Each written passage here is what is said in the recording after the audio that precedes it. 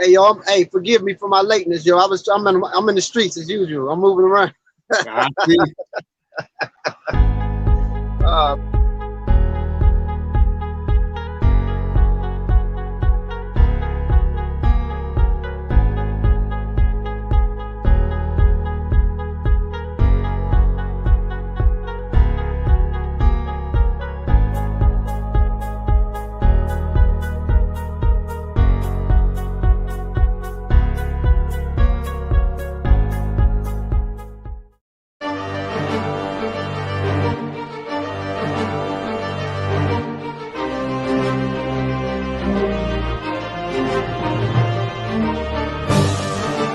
Log in to KofiPiesieTV.com and get Spears of the Mossy Volume 1 by Kofi Piesie Research Team, from Spears the Pen Volume 2 by Kofi Piesie Research Team, Spiritual Combat Volume 3 by Kofi Piesie Research Team, One Night Before Bed by N.E.H. Sean Calfunny, Kalawa's Trip to the Motherland by Kofi Piesie, From Cocaine to Consciousness by N.E.H. Sean Calfunny, As I Learned, We All Learn by Kofi Piesie.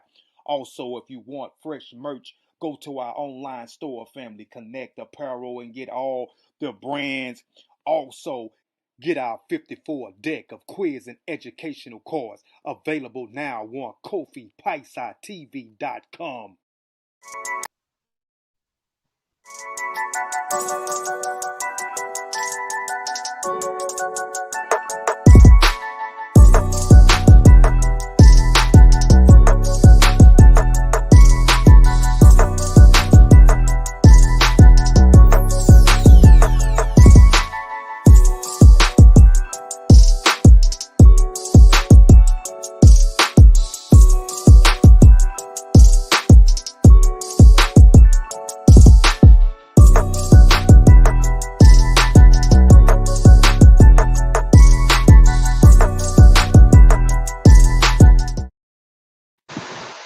All right, peace, peace, peace, and Black African power. Welcome back to Kofi Piesie TV with Kofi Piesie Research Team. We have another special guest, our 15th guest, brother Ngozi. Family, please like and share the show. Please like and share the show to those that you think that may be interested in this interview. Before we get started, I got my brothers on the panel, Satepenra Mariaman, Sakala Bangara, Sutek, Akandi, Unyani Olawa. We have our brother Chavis, Tep Heston on the panel, as well as my Marcy Warrior Clan brother, Fortune.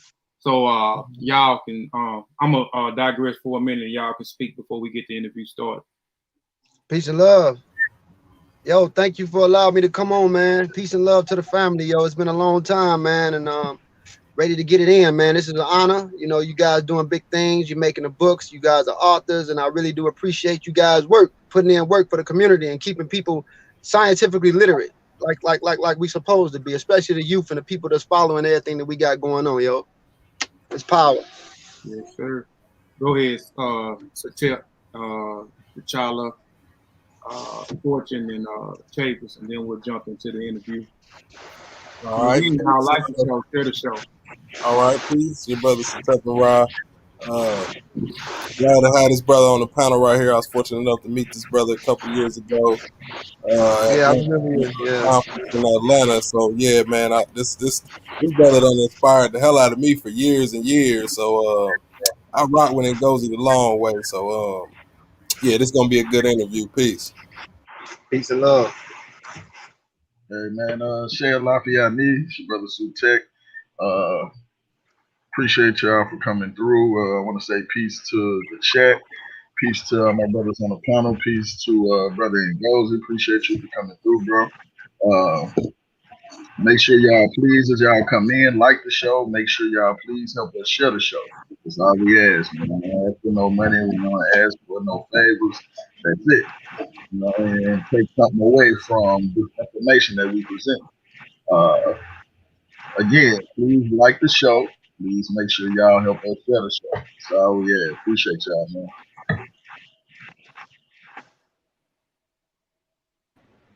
What's going on? It's Travis. Like everybody else, I'm in here to soak up some good game from a very, very intelligent brother that also inspired me to start start doing a little bit more looking into genetics and whatnot. I've had conversations with him through his inbox, and the brother's real sharp. So get your pen and pad out because you're gonna learn something when that boy speak. All right. Peace, peace. It's your boy T'Challa.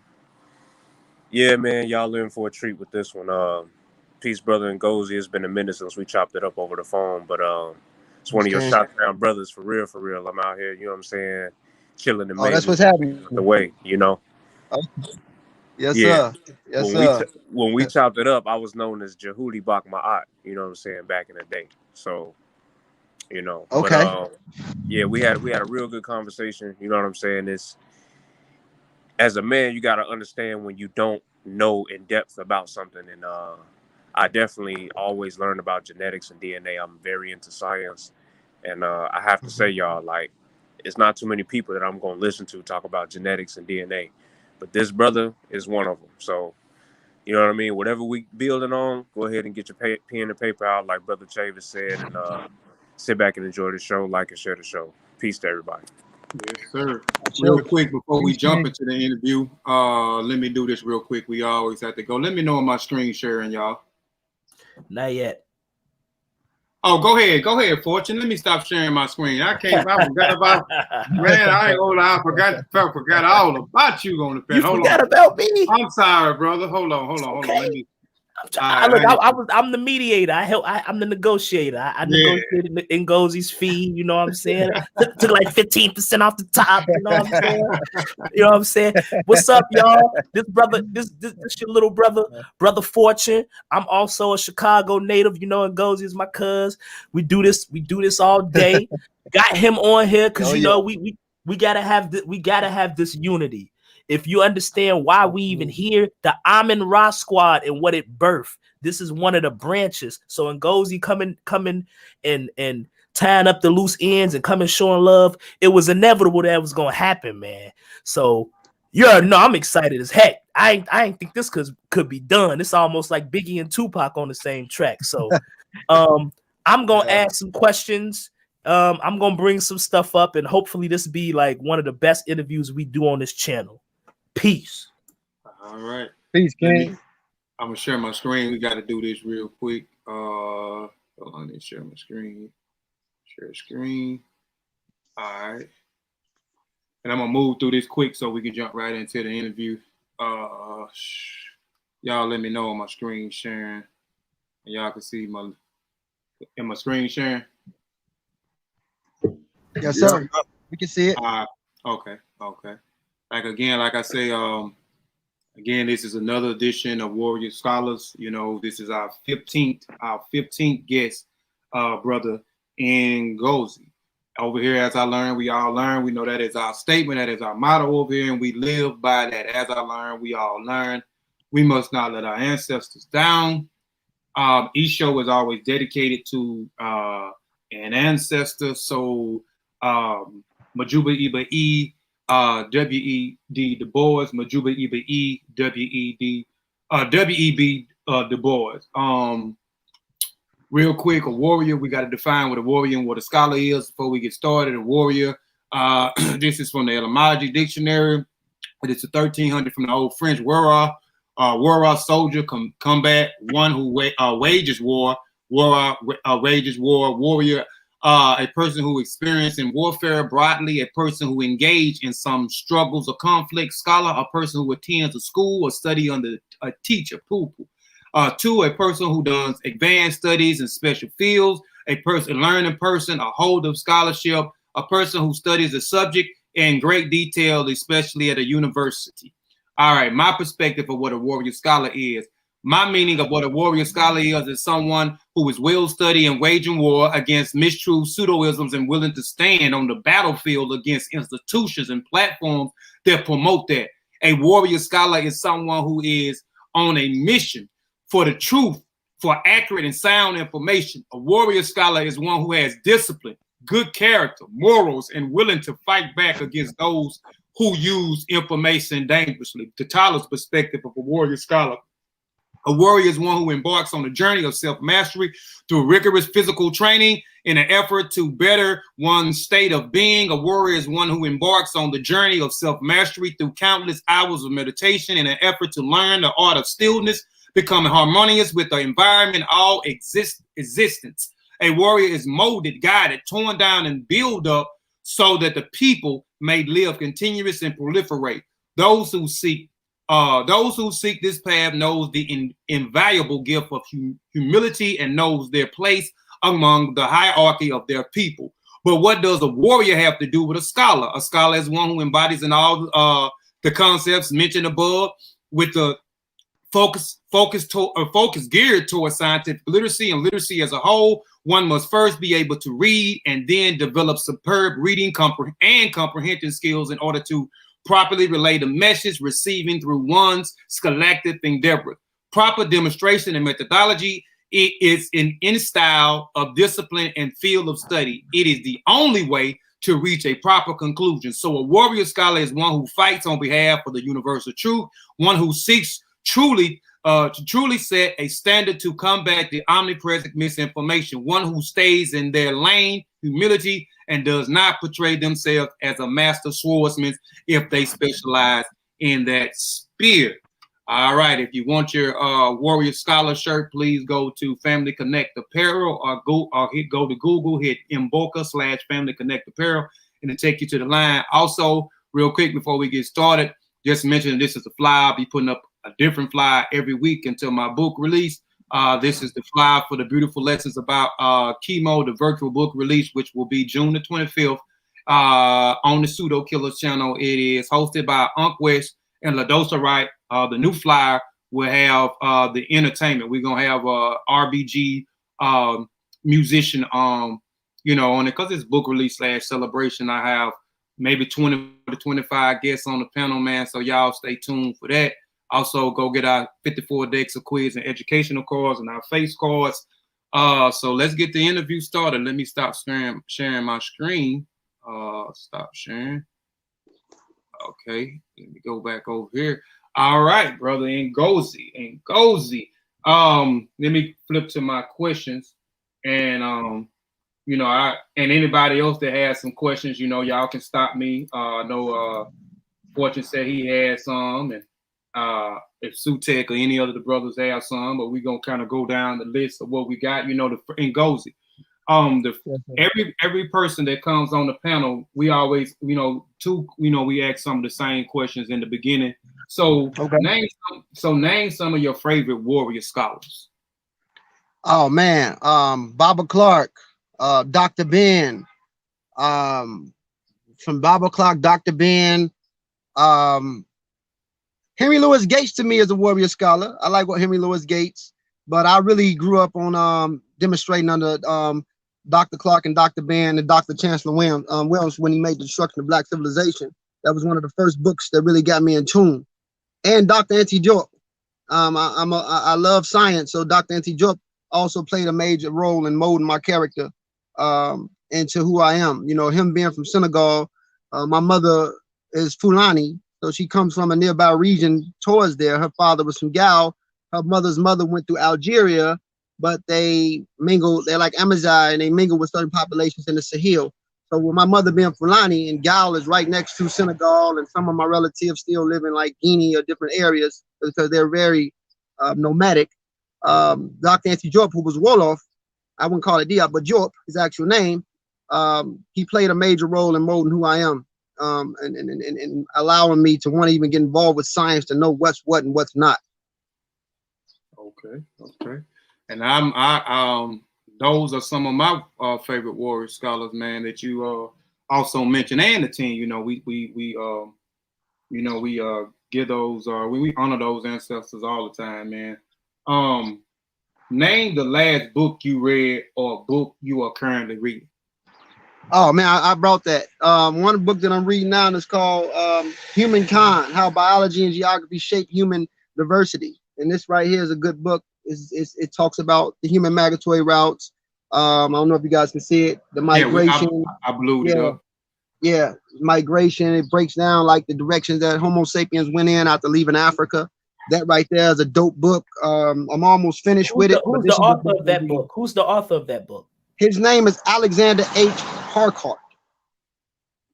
Alexander H. Harcourt. It's a good book, yo. Very good book. I'm gonna have to check that one out. Okay. So all right, man. So what let me see what I want to add. I'm gonna skip that. Walk us through, man. Like walk us through you know, I'll be honest, I'm not on Facebook. I mean, not on Facebook, I'm not on YouTube a whole lot. Like it's like my time is valuable. So I don't watch a lot of stuff on there because a lot of stuff that's on YouTube, right? Not no disrespecting nobody, but I'm just saying that I feel like if I can't watch it with my son, my 13-year-old son, or my 10-year-old stepdaughter, then you know it's no need for me to watch it. So it's a lot of stuff that goes on that I just don't like. So I don't be watching a lot of things. And you know, I first met you, well, not met you online and actually build with you. I was trying to put out a book called what was it called? The Rod Document, the Understanding of Rod and the Many Manifestations. I don't know if you remember back in 2016, I sent you a little document and you said, King, you kind of on the right path. I forgot it was dealing with Ra and his many manifestation. It was kind of scientific, so I sent it to you. And but anyway, you know, and I know you was a part of the O.S.I.R.I.S squad. You know, you started the TEAM O.S.I.R.I.S and then y'all virtual off on your own. But can you kind of walk the community? Because I'm still, you know, I don't know everything about you, brother Ngozi. I know you're a very smart brother. I know you know, when it comes to genetics and it comes to DNA, man, I mean, you can pop it off like right off, you know, pop it right off. So can you walk us through your journey to becoming aware or becoming conscious? Well, I met brother Unc, and it's always O.S.I.R.I.S squad up. We separated for a minute. People know the history, but that's my big bro. Unc gonna always be my big bro, and it's gonna always be O.S.I.R.I.S squad up. We separated for a minute for a few years, but Unc always been my bro. But I met Unc in 2010. We used to be on Nikki Love's show. This is right after I got shot. I got shot in the head, and what got me interested in it was I was always backwards and forward in consciousness. You know, I went through all the journeys that everybody else went through. 5%, you know, dealt with more science a little bit. My mother practiced a form of Islam, but again, being born Muslim isn't really converts are more better than people that's born into it because we really don't take it seriously. So that was one thing. And also understanding the history of Africa, like, you know, people put Africa on the bottom of the totem pole. You know, they don't really recognize it. Even Fulani, some of them niggas. I don't know if you allow us to say words like, you know, the N word, but a lot of those brothers are very brainwashed in believing that they're Arabs or believing that they're something else. So they don't really understand the history of the Pulaar and the history of how they developed culturally all through the Sahel and who they represent as cattle people, going all the way back to the deity Jinno. Right, so I met Unc through Nikki Love's show, and I started out, you know, Nikki Love was dealing with real. I used to be into metaphysics and stuff. At this time period, you know, I was also into, like, it was pseudo at the time. I will say that in some characters because I believe in the reading, and that's just an African custom. Not saying that everything that our ancestors do is wrong, but we believe in that. You know, people that deal with palm reading, dealing with the carry shells, people that deal with Ifa, in some cases, it can get like that, depending on how you look at it. So I met him through Nikki Love's show. I just got before getting shot, I finished at Triton College where I got my associates at. I got my associates at Triton. I'm sure the brother from Maywood knows where Triton College is in Melrose Park. And I got that before I got shot. And then I met Unc months later, after the rehabilitation or whatever, months later. So met him through Nikki Love's show. She was doing that thing. I used to hear Unc all the time. He was smashing people. You know, he was calling people out, debunking religion. He was the God killer. So after that, you know what I'm saying, Unc, he met me, and I was talking scientific because, again, I already was aware of science. But at this time, I was done with my associates, and then I was going through what I was going through. When I first met Nikki Love, I told her the story personally or privately, but I was aware of science. So Unc was like, yo, I like that. And I was breaking down the tribes, I was breaking down humans, I was breaking down biology. And then later, Unc turned around and created A.M.I.R.I.S Squad. Him and a brother named Ishmael Bey. I don't know if you guys remember Ishmael Bey. Yeah, we remember. And, yeah, and Unc was like, you know what? He started scouting. He got me, brother Sanjetti, Ishmael Bey, and later on we kept going further and further. You know, we Nikki Love show kind of shut down or whatever. Unc started going into other shows. First it was just me and Unc. It was like Batman and Robin. We was killing everybody. Like we was slaughtering people. You know, then you had the brother came from the group Hieroglyphics. He came into A.M.I.R.I.S Squad. Brother Smash. Yeah, brother Smash Roswell. It's been a lot of changes in A.M.I.R.I.S Squad. And we just was going around just doing our thing, man, just beating people up, especially in a pseudo community. I remember when I first used the term pseudo for people that really wasn't dealing with science. And I remember Unc was like, bro, behind closed doors, he was like, bro, I understand you like kind of believe in like metaphysics a little bit, but keep it real, you know it's bullshit. And I always used to tell Unc, you know, behind closed doors, it's bullshit, but we got to do it for entertainment. Because as you guys can see, people don't like truth because truth is blunt and cold and hard. They like fairy tales. So we got to put out the placebo effect a little bit, you know, to make people want to even get involved in science.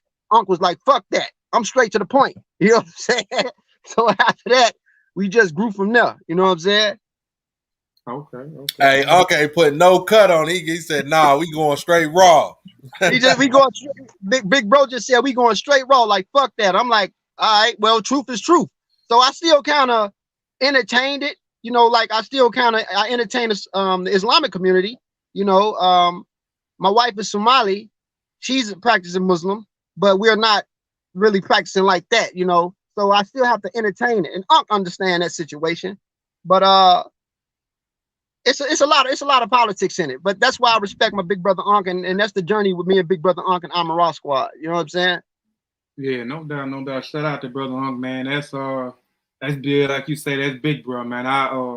I love that dude to death, man. I don't mind telling people I love that dude to death, man. And that's one cat I know that actually inspired me. As I learned, we all learn book. I actually dedicated that book to him because I took a page out of his book. That brother doesn't mind in the hands of the youth, you know what I'm saying? Putting the youth on, man, showing people the way, man. So I shout out to brother Unc West. But yeah, man, you do have a degree. So you say you graduated. You graduated from where now? I got my associates at Triton. But then, okay, you know, after I graduated and got my associates at Triton College, I was still dibbling dabbling outside. You know, I got hit in the head. Then through time, we went out and I started going to Olivet College. So I got my associates, turned around and went to Olivet, and I left Olivet because of the price range, and turned around and went to Eastern Illinois, where I got my bachelor's degree in biology. So yes, I have a bachelor's degree in biology. I work for a major pharmaceutical company out here. I also do part-time, you know, work on the side, you know, demonstrating. But yes, I'm a certified. I have a degree in biology. I could have went further into it, but it's the history in that as well. When I was dealing with as a pharmacist, dealing with the pharmacy of what occurred. I think I talked about it in the past. I don't want to get into too much detail here, but they kind of put a halt to me. But outside of that, yes, I do have a degree in biology. All right. So y'all here. So he's qualified to talk about biology, the human body. He knows his stuff. He went to school for it. Yeah. So like when people say, "Oh, Ngozi, you're not a geneticist." No, I'm not a geneticist. But if you deal with biology, one of my electives was dealing with genetics. You also deal with, you know what I'm saying, zoology. You have different electives when you're dealing with when you get a degree. So I'm not a geneticist, but I am aware of genetics, and I am aware of how genetics work.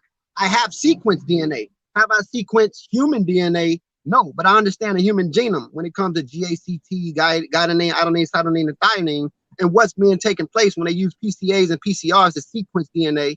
I understand microsatellites. I understand molecular clocks. I understand how these settings work when they're dealing with DNA. So I'm very savvy when it comes to understanding, you know, the study of life or So what biology. DNA did you sequence? Did you sequence a frog's DNA or dogs or I Hebrew sequence Israelites? frogs, I sequence dogs, I sequence dogs. I also understand certain what they call certain setting patterns to understand how the 4 genome codes work, which is guanine, cytosine, thymine, and adenine, which allows them to understand how the genome works in most organisms, particularly when it comes to like other forms of life, you know.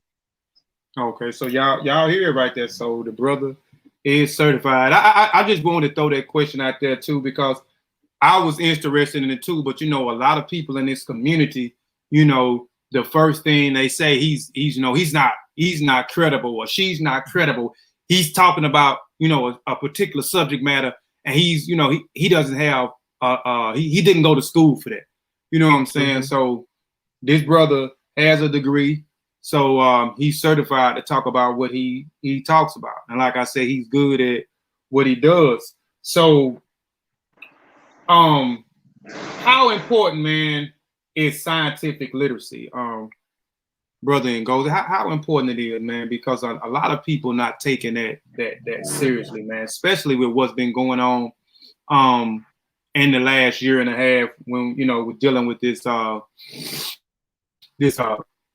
pandemic we've been in. To be scientifically literate is important. I mean, we're dealing with the COVID situation is a reminder. You know how many people I know died of that stuff, man? You know, it's horrible.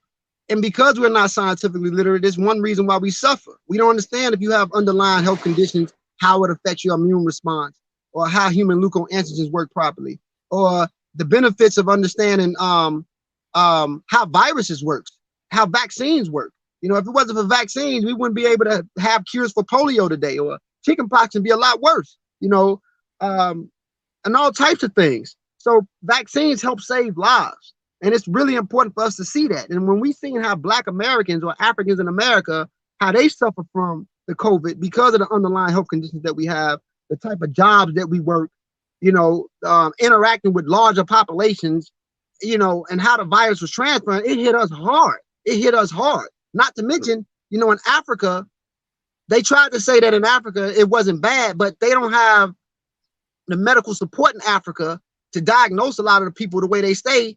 The way they do in Europe or certain parts of the UK and certain parts, I mean, Europe or in America or in Canada. They don't have the same, you know, medical help as they do in these countries. Africa got hit with that stuff hard.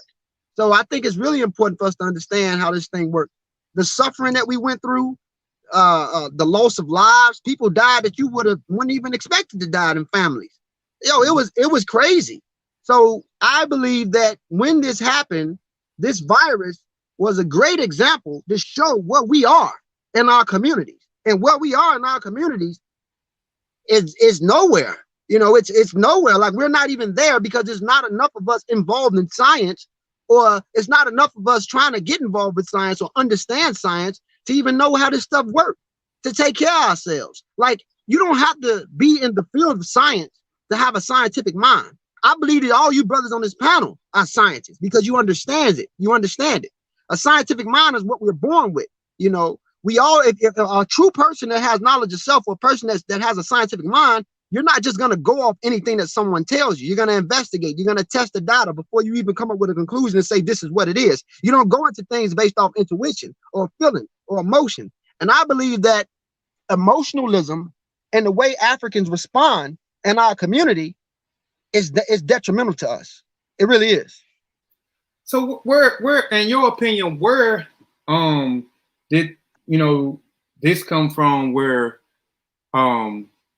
Black people in America, so-called African Americans, or Africans in America, where did this come from, where we're anti-science? You know, like I seen a lot of it, like I said, during the pandemic, people being misinformed about, you know, what vaccines are, and, you know, how they develop the vaccines and how the vaccines work in the body. So from your opinion, where do you think this anti-vaccine come from, and the anti-science come from? Like you said, we don't have in our community, we don't have a lot of people that, you know, want to be scientific literate. And every time we talk about science, when we deal in the realm of science, it's our own people always says that it's the white man's science. It's the white man's science. So we always against, you know, we anti-science. We anti-science. Well, a lot of it comes from slavery. I mean, what we went through, man, for 400 years, we don't trust the European. And a lot of that shit has affected us subconsciously. We don't even know, like the first branch of people that came here, you know, in the old laws, they said we were subhumans. You know, that's not, you know, that's not scientific. That's not a fact now, but that's what was said. I believe that religion mess us up. Just really dealing with Christianity, the idea of Christianity, that messes us up. The history that we have interacting with white America, our portion of America, the Africans that built this country. And I really embrace the Africans that built this country because my father's an African American and my nationality is American. And my father's ancestors put in work to build this country. You know, they fought in every war. They played a role in for people to vote. They put in work for us to even have to be able to go to school and be able to sit there. Africans fight always with equality in this country. So, but a lot of our views and our going against the system is based off what we've been through and what we experienced. You know, not just that, but the settings of our home, the communities that we live in, the environments that we live in. We programmed this idea setting of the bad guy and always to be the one that goes against this character. It's a character that we form, and it comes out of our situation and struggle that we went through here, not to make excuses, not to make excuses. You got people that's not scientifically literate, that's not aware of. They like to bring up the Tuskegee project, talking about the syphilis or whatever, and they like to bring it out without even fully understanding if the people had it already or if it was given to them. You know, the problem with that situation is the way that they were treated. They did not give that to them. So a lot of people like to, you know, base reality on other situations, and they just don't trust them based off what we've been through. Coming here, you know, we're aware of the crack epidemic. I mean, we're aware of when in the crack era where they sent that out, the breaking of homes and different things. But at this case, and at this point in time in history, we can't blame anybody. We are responsible for ourselves, and we have to take responsibility for ourselves because it's up to us to want to do right for our communities. My motto is African Americans don't have communities because they don't realize that they have communities. If you don't realize that you have a community, you're going to always depend on other people to do for your community because you don't realize you have a community to even recognize that you're able to do for your own community. That's the paradox in the situation. So the struggle and what we've been through for the last 400 years here allows us to go against science and not even want to deal with science and not even want to get involved in having an understanding of science. It's a fear factor. It's a fear factor. So we make up excuses. We put God in the front. We put Allah in the front. We put metaphysics in the front. We put everything on the front line. Niggas talking about melanated beings and all types of shit. Only to be that person that reneges. Only to be that person that reneges against truth. But when this virus hit, the way it stopped live, the way it killed you, it affected us and our respiratory system because we're dealing with an RNA virus. And if we understand how RNA viruses work, and how we understand how the coronavirus work, it was other stages of corona before we had COVID-2 or the strand. And my thing is that it affected us and damaged us like any other type of human. It affects the respiratory system. So that should have knocked out the super black man melanin concept because it's affecting you just like it's affecting Billy or it's affecting people in Europe or other people. It killed Homo sapiens sapien. So that, you know, so it's crazy, man.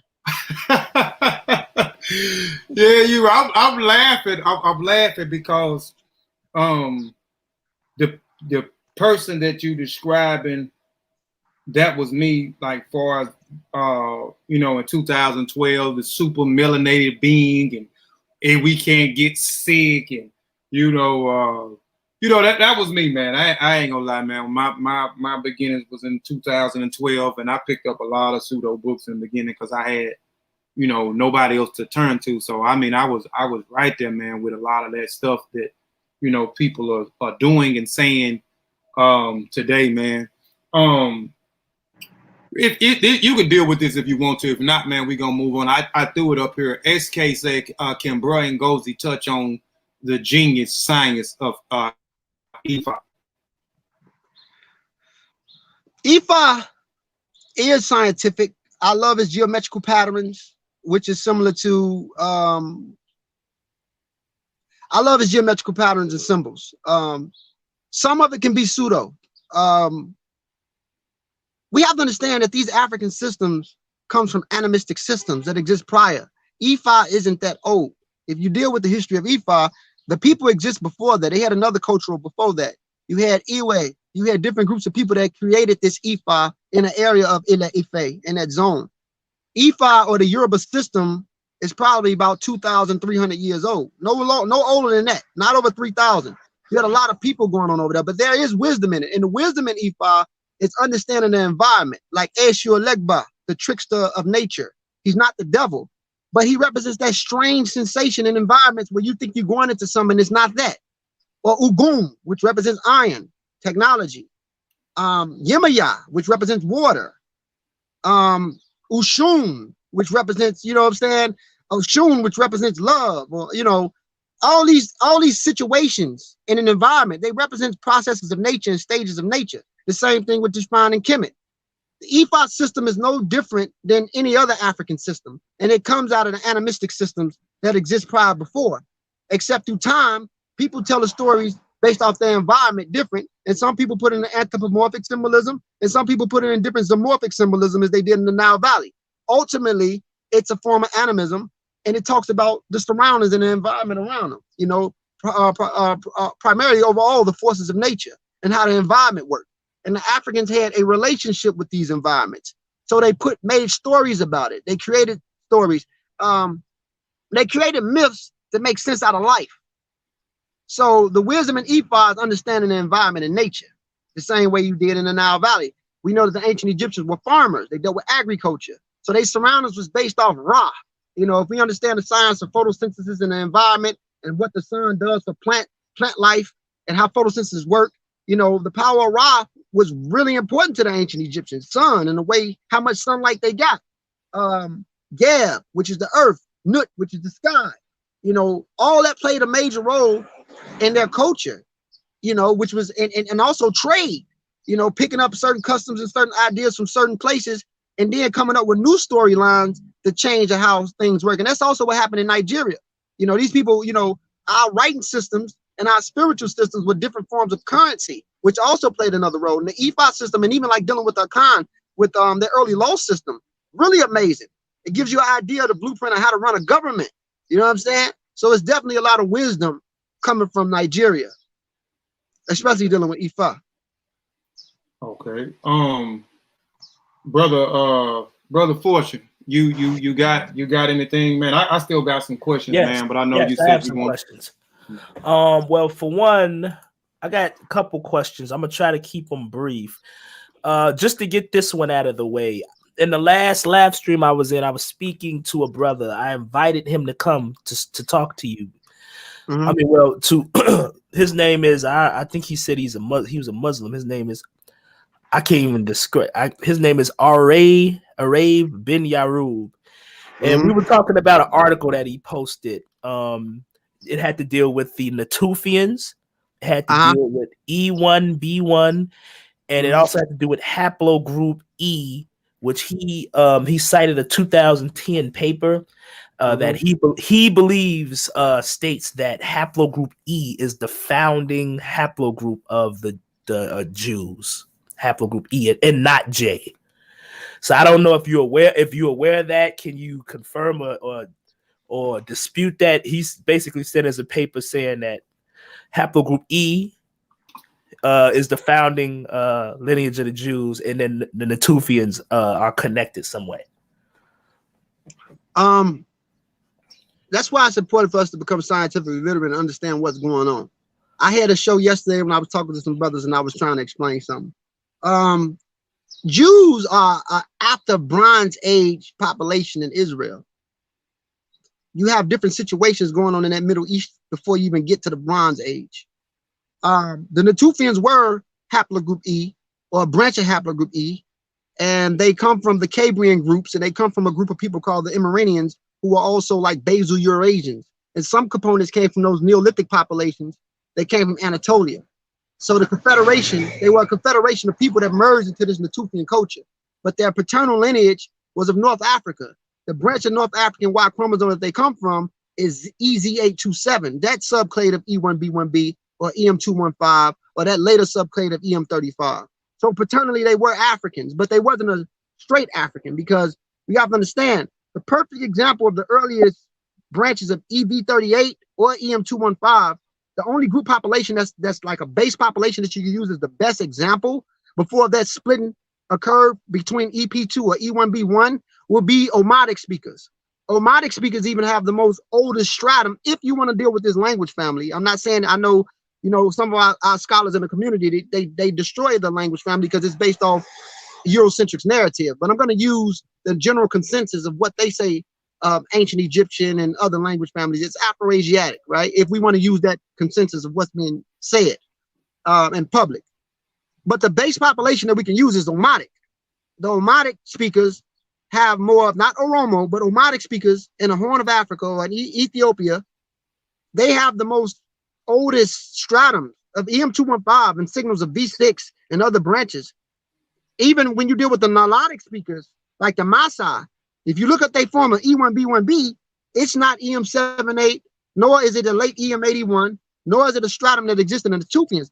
A lot of the Nilotic speakers have EM35 amongst the Maasai speakers, even though these markers predate the language family. It lets you know if you follow the path. It was one article that said that Afro-Asiatic speakers peeled off of Nilotic speakers around 16,000 years ago. That was an estimate of what they say. So these Natufians, if you want to call it the Natuf, or the group of people that created the Natufian population, they wasn't one group of people. Yes, their paternal marker was indigenous to North Africa, but they also was highly mixed. So there's a more up-to-date article talking about their genome, and 65% of their genetics was going back to basal Eurasians, Arabian type, like Bedouins. The 25% was connected to North Africans without the Neolithic Eurasian component. Another portion of the genetics autosomally was connected to West Asians, and then 6.8% of it was connected to Omotic speakers, which again shows the base foundation of even what the indigenous North Africans descent from before going through Ethiopia, going north, going through the Red Sea or whatever. So E overall is African overall. Right. So with the E marker be the 1 foot. Oh, sorry. Now, when it comes to the Jews, is it the founder of the Hebrew faith? No. The Hebrews is a late Bronze Age or middle late Bronze Age people. Their literature, the oldest stratums of their literature only goes back 2,800 years or 2,300 years. The Bronze Age starts 5,300 years ago or 6,000 years ago. So at this point in time, there is no Hebrew yet. There's no Hebrew literature. So who would be the founder effect of the Hebrews? Let's follow the storyline. Let's follow the human genome. Let's follow the path. There's an article from 2021 and 2019 and 2020 about the Canaanite genome or the Canaanite genetics. Bronze Age. What happened? There's a bottleneck amongst the E3B, which is a reduction of a population in science, and haplogroup J1 and J2 starts to dominate paternally. This is before the Hebrew faith. So let's talk about what would the Hebrews be. Yes, some of them will have some E1B1B, some in the form of the subclade of EM123, that branch of it, but a lot of them will have also J, and a lot of them would also have haplogroup T, and some would have had H, because this represents the situation that was going on in that time. It was not one lineage. Now, in E1B1A, that's absent. We know for a fact that you find E1B1B amongst them. And in some Jews today, as I said on the show, some Jews do have a form of E1B1A, but it's very small, just like some Jews got at 2% sub-Saharan African mitochondrial DNA. So it's a lot of reasons for why that's going on. So would haplogroup, go ahead. Yeah, so yeah, because I just want this point to be made. So the J marker would be more what it lean to, or would it lean more to? It'll be more, that J start to dominate over there in a Bronze Age. So by the time the Hebrews come, these cats is J'd up. Yes, E3B is wondering, but they J'd up. Some of the components in even modern day Lebanese links back to Natufians, but it's not their overall DNA composition. If you look at the overall DNA composition from the articles, some of it comes from Iran, and some of it comes from pre-Armenian groups near the Caucasus. Not to mention the Philistines come in, and the Philistines come from Southern Europe near Crete, and they're living in those areas. So what do we have? We have a super creolized people. These people are looking like Puerto Ricans at this time. If you want to use it as an example, they wouldn't look like, you know, Wesley Snipes or a brother, a Dinka from Sudan. No, that's far off. Just follow the timeline. Follow what's going on. 6,500 years ago, you got people with blue eyes with the mutation SLC2485 living in northern Israel. There's a whole article on that. It explains that. So no, I wouldn't say that haplogroup E is the founder. It's a confederation. It's not one lineage at all. And would it be the founder of Afro-Asiatic? No, Afro-Asiatic. Because that's what he said. No, Afro-Asiatic, if we base it off timeline, comes from the closest population that's closer to the earliest Afro-Asiatic speakers would be the Proto-Omotic. And those Omotic speakers are heavenly, E.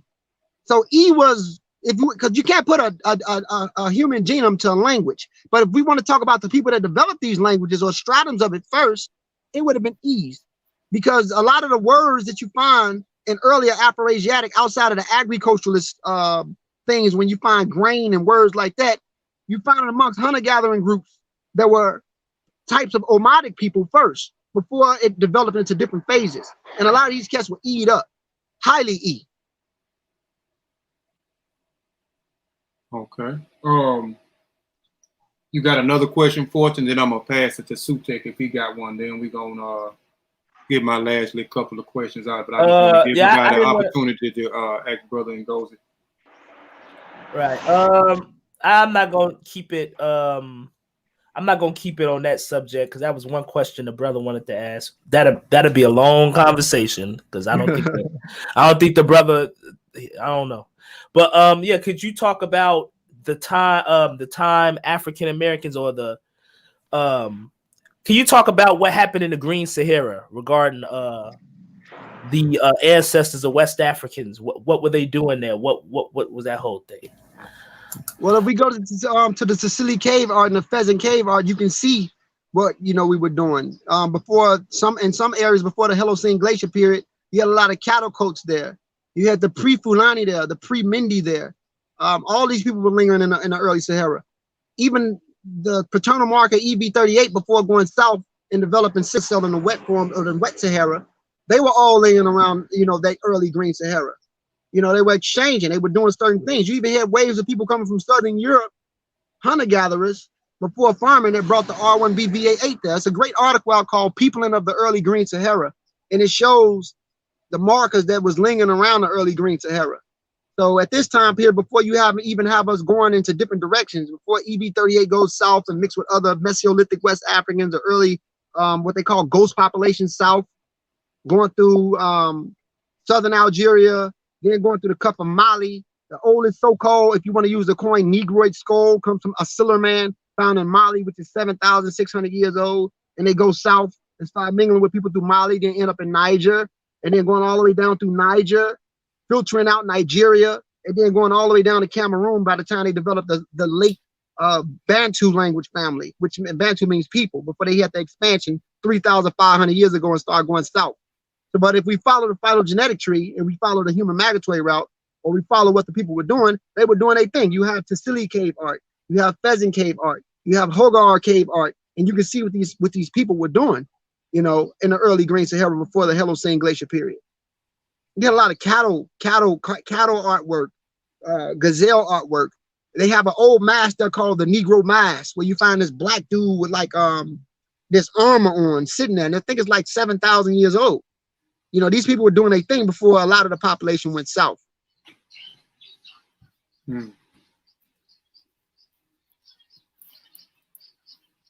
What Brother Sutek, you got something you want to ask Brother Ngozi?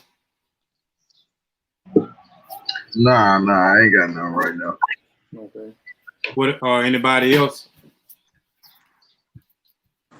Hey, I just want to say, Brother Ngozi, when you be rattling off them haplogroups, bro, it's like the damn private militia rattling off their code, man. I'll be like, yo, the E1, don't say nothing about the J marker to Ngozi. Just the FYI, if you say the J marker, it's going down. Like, no, but that's what I mean by, like, and it's not to put anybody on a pedestal, but when you don't know enough about a subject, but you know you study the subject, and the individual comes along, happens to have a degree. You don't know that the individual has a degree, but you know that they're saying a lot of information, and you know that you're hearing stuff you've never heard of. Like, I'm gonna be honest, bro. Like, some of the stuff you can't argue, even if you want to believe what you want to believe. It's like, if you're hearing things that you've never heard of in a conversation with an individual, at what point do we stop and say, I don't want to have to argue who the Hebrews are genetically. Let me take a step back and figure out what is DNA in the first place. Or I don't want to deal with DNA because it's pseudo. Well, let me figure out what it is in the first place before I want to call it pseudo. Like, it's so many different arguments to be had that we should be having on a scientific level to help solve some of these problems, versus trying to argue for a made up sort of DNA sequenced, I don't know, people. Like, it just, for me, it just, if you don't know enough about a subject, you have to sit still and let the person teach. And if they're wrong, then you fact check them. You know what I'm saying? I just always appreciate when you go in on the genetic side, because like, we don't need, like, we want to be Egyptian. We want to be like, you know what I'm saying? It's just, it's crazy. Like, we really don't have an understanding of what genetics is and DNA and how it works in biology. Like, you know, I'm fascinated with biology myself. So, you know, from my perspective, from a combat perspective, I like to see how different beings move and how they defend themselves. That's really my lane, where I'm coming from. Like, how do you resist gravity and how do you survive? Because in order to survive, you got to defend yourself. So I've kind of become fixated on that from the biology standpoint. And you know what I'm saying? It just helps to further my knowledge with understanding, okay, this is what humans are. This is what African Americans are primarily here in America. You know what I mean? These are the type of haplogroups we're going to typically have by listening to brothers like you and Ngozi and, you know, other people who break it down outside of the conscious community. So I always appreciate that. I say, my brother, that's real. And that's what I'm saying. We gotta, in understanding the combat side of how organisms defend themselves, that's really important. We gotta understand that a lot of these cats, they're trying to hold on to their religion. They're trying to hold on to faith. And as we can see, it's not getting us nowhere. It's really not. We're suffering. And I'm at a point right now, going backwards and forth with them. I mean, we still got to put up this fight. You know, like the O.S.I.R.I.S warrior clan, they study making the books. That's powerful. That's what we need. We need those books. Aunt Coquette study being a god killer. We put in work for this, and we can't stop. But again, it's part of the people not being scientifically literate. They're not. They're not even ready for combat. As the brother was breaking down, he was talking about, you know, the combative aspect of how organisms function and how they defend themselves. They're not even doing that properly, and it shows what's going on the surface and how we function and how we think. You know, it's crazy, but they're just trying to hold on to their narrative of faith, the idea of a God, and they're afraid to separate themselves from it. They're afraid to step away from it. They combat levels is messed up. They're not even standing on post the way they're supposed to. It's crazy. What about you, Satep and Ra? Got anything, man? For our follow, we got about 35 more minutes of the show. Yeah, man. Peace, brother. I want to talk to you about something that really intrigued me that you did, man. About the you had debated Inky about the abiogenesis, I believe. And speak to us a little bit about that, man, because during that time period, you know, I wasn't aware of none of that stuff. And man, when you got on there, you got to breaking that shit down. And I seen his perspective. And then when you came with yours, I'm like, okay, his is a little, and Ngozi's is a little bit more scientifically accurate. Yours make a lot more sense. So speak to us a little bit about that. Well, we know A means no. Bio means life. Genesis means beginning. And he was trying to say as if it was some type of intelligent design. That's what his argument is. He just tried to, he pseudified and put it in a pseudo form to make it seem like it was aware of what it was doing.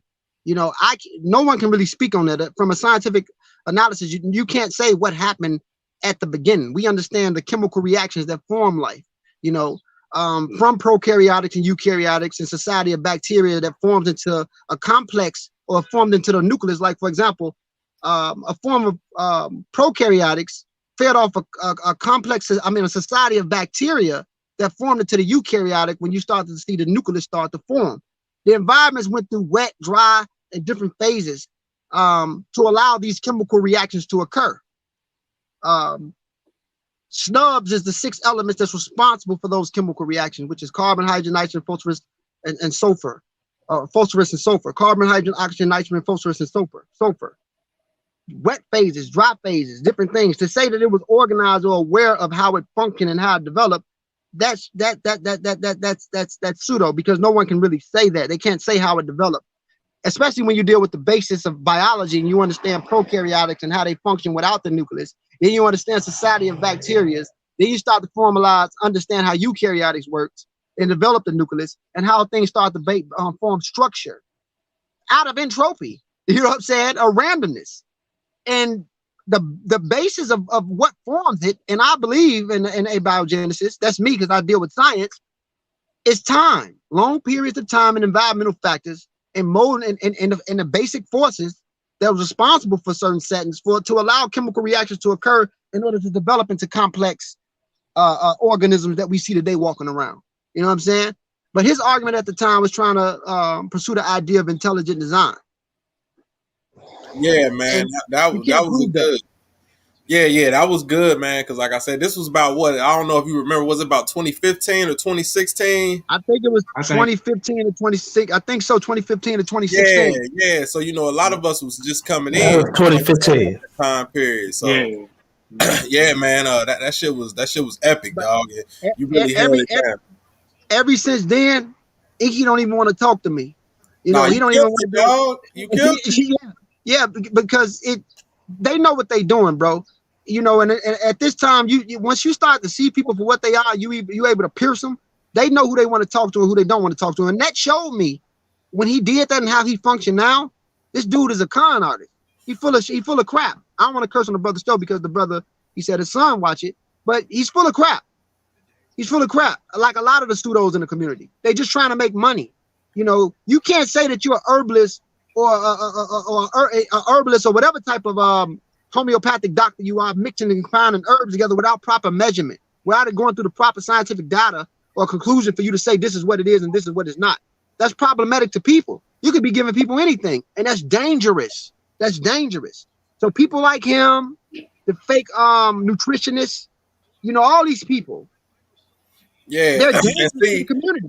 And see, at the time period, and goes the reason why that shit was so critical, man, because at the time period, you was the only one that could come like that and break that shit down. Like, you was the only one. Like, couldn't nobody else in the community at that time period do what you did against that argument. That's why I said that was a pivotal point for me to where I was like, man, this dude, and he know his shit, man. I got to meet this dude.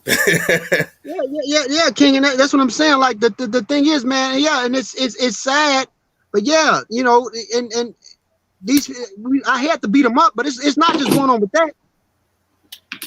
I'm glad based off that experience, King, it allowed you to get into the mindset that you got now. You know what I'm saying? The whole thing is about getting people into a direction of understanding and wanting to be involved in science or trying to deal with reality for what it really is. The hope, the false senses of ideas, we got to get out of that. We have to get into destroying, is what Unc say, we got to become pseudo killers. You know, we got to become pseudo killers. That's just the way. In belief, fake herbalists, fake nutritionists, people talking about they deal with nutrition and don't even understand the basic components of minerals or deficiencies or certain things. All this stuff got to stop, yo. We got to kill it. Sure, man. That's all for me, Kobe. All right, what about you, Brother Chavis? Yeah, man, you had said something earlier that I liked when you was talking about the virus, about how it got here. Could you explain to the people the scientific realities of zoonosis, particularly dealing with SARS and SARS-CoV-2, and why there's pretty much no scientific evidence as far as a lab leak and more evidence suggesting a natural zoonotic occurrence? Well, the lab, like again, the conspiracy theorists and certain people want to say it was created in the lab, and I think they want to say it was formed to depopulate the world with the Bill Gates, the Bill Gates believers or whatever. But dealing with it for real, I follow the wet market because I understand how viruses work. It's not hard. There's a process in nature called horizontal gene transference. You understand what that is, right? Organisms, if you're living in a wet market, organisms can jump and leak from one person or one form of life to the next, because we're all organisms. So it makes sense that when they talk about the bats and the pangolins, it transfers from one to the next before jumping into humans. You got to look at how these wet markets are in these countries, or in these messed up in some of the third world countries. Look at how wet markets work. It's messy. It's nasty. People are sneezing on each other, coughing on each other. Viruses are small particles. It's not like bacteria. They're very small, very small. So the way viruses work, you're exchanging genes, horizontal gene transference. He's touching this. She's sneezing. He's touching that. It's easy for certain things to leak into other organisms and mutate randomly at a high rate. Again, it's a ribonucleic acid virus, if we understand how it works. Corona isn't new. We had the MERS version. We had the SARS version. This new strand of COVID-2 is the new strand. So the way it mutated, and from the area that they say it happened in, coming from the wet market, and understanding the leukoantigens of a bat, understanding how pangolins work, and they're all surrounded by that. And these people eat all types of, in these countries, they eat all types of animals. I'm talking about all types of animals, and it's not properly clean. Non-kosher diet. Yeah. So it only makes sense that it developed in the wet market than people saying it was created in a laboratory on purpose, and they're trying to depopulate the world. You know how much money this country lost alone from closing stuff down? You think the government is going to sacrifice finances? They closed down Hollywood. Yeah, they closed down Hollywood. Look, even a mosque in Mecca was closed down, and that's how them niggas get those people get their money. So what I'm saying is like, you think the world gonna go on a crisis like this, shutting down everything to kill and depopulate the world? Nah, that's not how life works, yo. But the wet market makes sense, because if we understand horizontal gene transference, and we understand how organisms work, and we understand how viruses work, it totally makes sense about the wet market. And it wasn't done purposely. It was done by humans not being, it was clumsiness. It wasn't done directly, but it was clumsiness. These people are not really highly hygienic in these areas. They don't have a lot of good tools that they use. These people, there's all types of stuff that goes on. Then you got people that turn around and meet these people, interact with these people. You got the tourists going over there in certain areas, meeting with the people that exist in these wet markets. These people got to go home. It's all types of stuff going on. So it makes sense how it was transferring and going through different people from body to body in certain environments and different things. It makes sense. Even like people said, it couldn't hit Africa because it was hot. Well, in tropical sub-Saharan Africa, it could. Or in places where you have air conditioners, even if it's hot. If you got a person that's sick or got the flu, because you got people that catch summer flus as well. People don't understand that. But if you got a person that lives in a house and an air conditioner, you see how those vents work. Viruses can travel like that. Or living in places where it's really rainy, tropical Africa. Wet areas isn't beneficial for viruses as well. So the wet market, to me, understanding the environment and understanding how viruses work or how they transfer, it makes sense on how it starts to spread. Okay. Yeah, I appreciate that, because some people may need to hear your explanation to understand. Because I be trying to explain it to people as simple as I can, but there's a gap. It's a gap, and this government would not risk money. No government around the world would not risk money and shut down stuff for nothing. I thought the plan was to depopulate. They're gonna stop their money in between. People trying to say they're gonna reset the system. That doesn't make sense.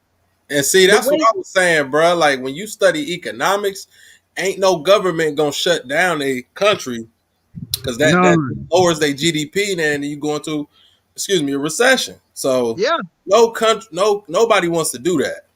Yeah, and the way we handled it yo, we didn't even handle it right. The way America handled it. I mean, it also showed what a level of science or scientifically, the scientific mind of America, or how scientific literal we are. We was working hard, but we wasn't ready for this. We wasn't. This country was not ready for it, yo. They wasn't. You know what I'm saying? I think New Zealand did better than us in handling it, better than us in other places. I think because of who we had running and shit at the time, it was too much politicization, you know what I'm saying, and not enough focus on science, and too much basically anti-science rhetoric that had us go in that direction. Yes. It's sad. So, I appreciate you but I'm gonna tell you something. In the next 25 years, if we understand how virus, because you know you got this virus is study mutating. Like I'm vaccinated.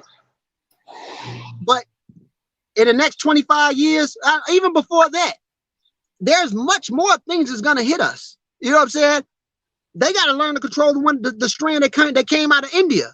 I think it was like 4 people or 6 people reported with it in Chicago already, and they said that strand is much worse than the first strand. The virus is constantly mutating, yo. It's constantly mutating. So I mean, we ain't seen nothing yet, yo. So I don't think human beings was not prepared for this. They wasn't ready. It's gonna keep on mutating as long as we got people out here thinking that it's not real and not wearing masks and not getting vaccinated. It's gonna continue to mutate because that's how it mutates, is through transmission. So, yes, you're right. All right, brother Ngozi. Yes, sir. I got 2 more questions for you, man. One, are we American? And before you answer that, like I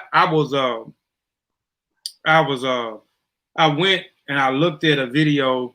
I don't know if you did it on Facebook or where, but Tiffany, she uploaded it to, or you might have did it on her channel. I don't know. And you said people get mad, Black people get mad when you do not identify them as Americans. And you said you also said what did you say? African Americans are European Africans. And I listened to like everything that you said, man, like it's what I've been thinking. And I totally agree with everything that came out of your mouth when you was breaking down, you know what I'm saying, why you don't call Black people Americans and why we're doing some of the things that we was doing. You kept saying we trying to get our lick back, or we want our lick back. So can you break? So are we Americans? In a national sense, our nationality, yes, we will be considered American. American does not belong to one group or one particular race. You have different subcultures within this culture alone. You have different ethnic groups or ethnicities within this culture alone. Africans put in a lot of work, just as well as the Irish and the British descendants. Africans had a hand. Those 13 stripes on the flag represents the 13 colonies. Africans played a role in it. The 50 stars on the flag represents the 50 states. Africans played a role in it. So are we American when it comes to our nationality? Yeah, that's the costume we wear. But America is a hotel. It's up for grabs. It doesn't care about culture or ethnicity. It sells culture and ethnicity. It's all about money, what it can market, what it can produce. So Africans in America, because of our situation and our struggle, we do want our lick back. We was forced into a situation that we didn't know nothing about. I mean, if you're getting taken from lands where you got family, and then you got these other brothers, these elites back home in Africa, they got issues with your tribe in particular, and they're giving away certain people. Because I mean, again, my mother's side, some of the Poulier, they don't even deal with me or my mom, because of the setting of what she chose to have a child by. You know, that's how biased certain things can get with some groups, not all of them. But you had a lot of people, a lot of things going on. It was a trade market going on with some of the hierarchies back home, not all of them, but some of them had confrontation going on. It was already a conflict going on in Africa before Euros got their feet there. There was a lot of issues going on. And the domestication that occurred with us, the situation that occurred with us, we wasn't ready for this. You was forced in it. And then you had to adjust to it. And then after you adjust to it, You know, they finally let you go in 1865, but you're so used to being tortured and not having or not doing for self and doing for others.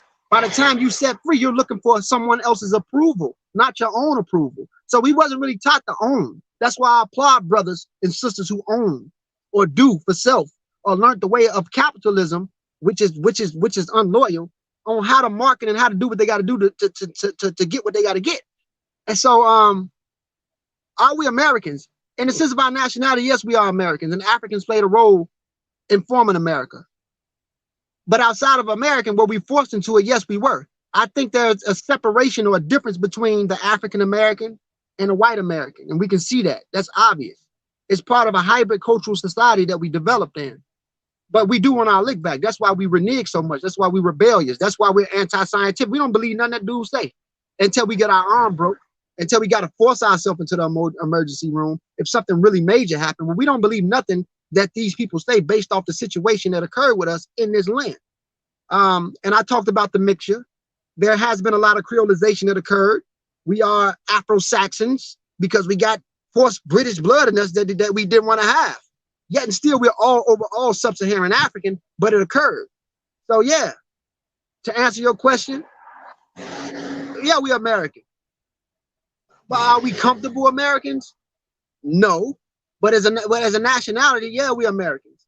But we should always identify with who we are as Africans, because Africans put in work to help build this stuff, whether it's by force or whether it's direct or indirectly. We put in work to build it. Right. And you know, I mean, I rather identify, you know, from where I descend, and that's, you know, and like you said, from a nationality standpoint, yes, African, you know, we are so-called citizens, and I'm saying so-called citizens of America. And I see most people that identify themselves as American, they have they have a disdain for Africa. Anytime you mention Africa, or you descend from Africa, your bloodline goes back to Africa. You're from West Africa. Your folks with, you know, they just have a disdain about Africa. They always talk about Africans, you know what I'm saying, don't like you. You know what I'm saying? We don't like each other. We fight with each other. You know. Yo, look at 63rd and 64th in Chicago. If you from 63rd, you can't go across the street on 64th. These cats hate each other. So for you, I heard that Africans don't like each other. Hey, I'm from 63rd. I don't care what nobody say. so 62-16. So, but look though, this is the thing though, King. It's like what the brother was saying. That's why I said we American. I'm not comfortable with it. I identify with being African. You know what I'm saying? I'm an African. You know, this country is a hotel. America don't even take America serious. It does. It's a capitalistic society. You put in work to build this country and you still don't get recognition for it. You don't. It's not loyal to anyone. You know, America is a thought country. You know what I'm saying? That's what it is. It's a military-based country. Technically, we have the most they have the most technical advanced technology in the sense of war strategy, but it's not loyal to anyone. It's a hotel. It's an open market. So to say American, I said that in an uncomfortable way. I just said because it's like, well, you know, what really is an American? You know, what really is it? You know, but overall, no, I'm African. I identify with being African. I call Africans in America, you know, I call them Western Sudanic Congo Creole people. And the creolization doesn't just include, I embrace all of the components that makes up for who we are, from the Yoruba, the Igbo, the Timne, the Bantu speakers that was forced here. You know, all these people come from Western Central Africa. So I like to say Western Sudanic Congo Creole or Middle Passage American. But overall, I'm an African. I think if you over 65 or over 55% African, you're African, because these people don't see the other half of you. You know, they don't see the other half of you. Like I have Middle Eastern components in me because of what happened with my Amazon ancestors. They don't see that. They see a black man. So, you know, my wife's Somali. They don't see, you see how Somalis being treated? They don't see a Somali woman. They see an African black woman. So I'm an African. And that's what I tell them how you can drink milk. You know that shit. Fuck. I'm damn. Oh my god. You know, drinking milk mess a lot of us up. We can't handle it. And Ngozi, he got the gene for it. Because a lot of our ancestors who come over all from Cameroon and Angola, a lot of those Bantu speakers, they didn't have a diet based off milk. A lot of the Fulani did, so they developed the LCT gene or the lactase consistent gene. Some African Americans can also drink milk because of their European ancestors that they got. But a lot of us are still affected by milk is because of those Cameroonian roots that we have and those Yoruba roots that we have. They didn't have a diet based off milk. Not even a real indigenous Native American can drink milk. He have stomach problems, you know, trying to drink milk. Either, you know, he gets bloated or they give him the runs. It gives him, you know, diarrhea or whatever. They don't have the lactase consistent gene. So we wasn't drinking it like that or eating bread. No, people know, not no. In Cameroon and Angola, no, it wasn't a lot of bread. It wasn't a lot of milk. You know, Fulani drank milk. You know, they drank goat milk. Some of them dealt with milk a little bit later, but no, it wasn't a lot of milk drinking down there. They don't have the lactase consistent gene. And bread really wasn't a high commodity either amongst them. A lot of that bread was coming through North Africa, the Mediterranean. Egypt ate a lot of bread and all that stuff. But back in sub-Saharan tropical Africa, nah. But the what they call fufu or whatever that is, that's not bread. It's a what is that? That's not bread. They ate fufu. No, they ate fufu. They ate kalabich. They eat different things. But later on, you start to see the introduction of bread and certain things and certain milk when Islam starts to come in. And the Mandinka, we understand the Mandinka, you know, they got Islam from the trade with the Berbers in the north because the Berbers got smacked by the Arabs. You know, the Arabs raided North Africa. They beat the Berbers. They came into North Africa in 641 AD. They conquered all of North Africa in 690. But the Berbers the Amazigh already had a trade with the Mandi and the Fula that was in the Sahel. It was a trade between salt and gold. So a lot of the sub-Saharan Africans that we descend from had gold, and a lot of the Amazigh had salt. One of the networks that they had to do, a lot of the Mindi were getting converted into Islam. And there was a lot of Fulani that caused a lot of Islamic jihad on other groups that didn't want to deal with Islam. I know the Masi warrior, the Masi people, they fought against Islam. They reneged against it. They wasn't with it in the beginning. So a lot of the bread and the cheese and the goat milk and all that started to get introduced to people further south when Islam starts to come in. Okay. Brother SK. I don't know if this is a brother or sister, but SK.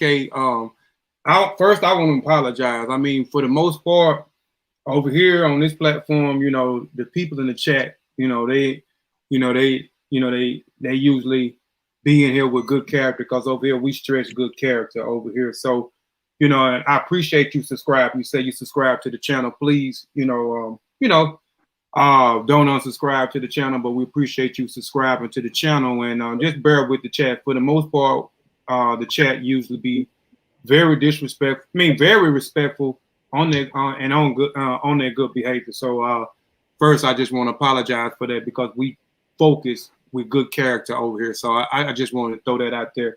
Brother Ngozi, yes, sir. Will we see a book from Ngozi, in the future? Brother, to be honest with you, I've been working on my book. I don't ever have time. I'm always on the move. But I've been working on my book on human migratory route for a long time. I've been talking about it for years. My thing is, I don't want to say what I'm going to do without doing it. I think it's important. Character is really important in African tradition, in our culture.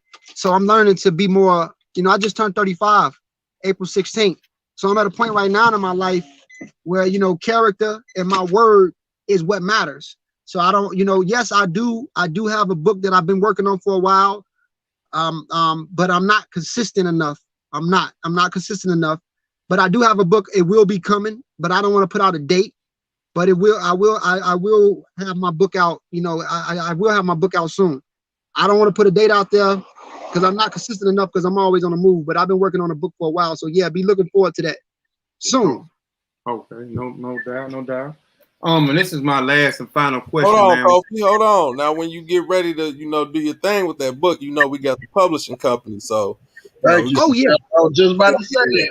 I'll let you come fuck with us, man. We give you a good rate. You family. You're gonna get a good rate, and we lock in like that. That way, your book could be on all platforms, not just Amazon. Right. Yep. We also got the apparel and clothing. You can get you a T-shirt, and we got a 2-for-1 special for baby tees and sun visors. We got it going on.